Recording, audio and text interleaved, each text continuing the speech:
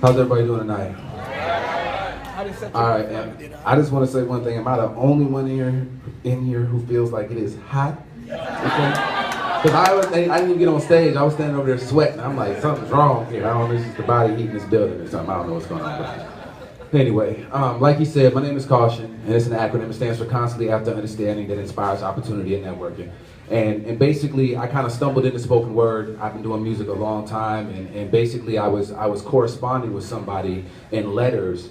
And when I sent this to this brother, he sent it back to me. He said, "Brother, do you know what this is?" I said, "No." He said, "Brother, this is spoken word, man." He said, "You're dope. You need to do this." So he kind of inspired me, and from there I saw the movie Slam. I don't know if any of you guys have seen that movie with Saul Williams, and it was just really inspiring. It changed my life, and later in life I ended up, opening up for Saul Williams and doing a couple shows with him and stuff. So I was able to have that reconnection, and so it was a real great opportunity for me. So tonight, as Greg said, I'm honored to be here. It's a blessing to be here, and I was very thankful that he called me out here to be a part of this and asked me out to the auditions. So. My pieces are, I definitely say a little bit more abrasive than everything we've heard so far. Just FYI. Take caution. So this first piece is called To Be Real or Not To Be. And it's kind of like a play on words from that to be or not to be. Okay, y'all with me? Yeah. All right. To be real or not to be, a philosophy that is becoming obsolete at a velocity that bothers me, making this democracy a mockery, because obviously, honesty's not a favorite characteristic in America's careless monopoly game.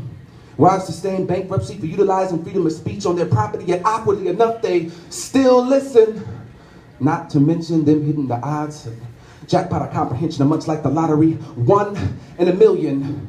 To be real or not to be, a definite dichotomy of decisions that fill us with animosity. So is it real or fake? Fact or fiction, quality or quantity, aberration or conformity, riches or poverty, over the counter or pharmacy, contributions or robbery, walnut or mahogany, cauliflower or broccoli.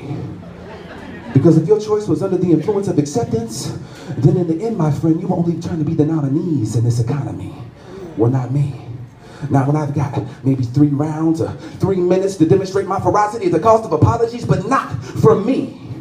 Not when I can see that this is nothing more than atrocity at its finest moment, because some are spineless, boneless, mindless, hopeless, blind, and so close to being a drone it's bogus. And I'm trying to focus, but time controls us, and tonight I noticed that the light exposed us to, despite the winter solstice, because life is showbiz, show is. And when we show kids to throw fits or wear explosives to get noticed, then the end results just don't mix. So don't trip on me if I say F entertainment. Because if it's real or not to be, then it's real I got to be. No stunts, no tricks, no gimmicks, no frills, no fake shit. No out-of-the-way makeshift statements or attempts to watch my language when you might think it's abrasive, when you haven't the faintest idea of realism, because you're still tripping off of something I said at the beginning of this engagement.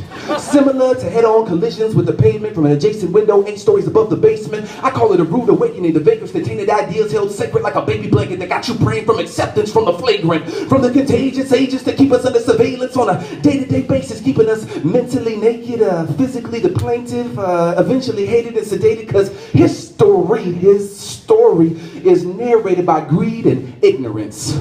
And I can see that some are still oblivious to the hideous correlation between freedom and imprisonment, between seeing it and living it, between breathing it or being in predicaments of illegitimate incidents that grease your limits to degrees and ignorance until you can believe in the venomous that feed off your innocence.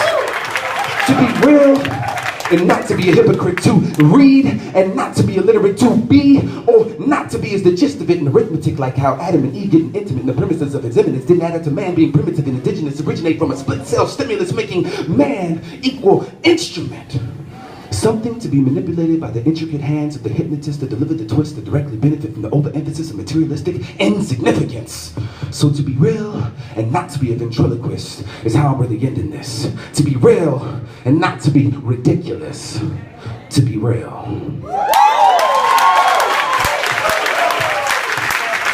Thank you.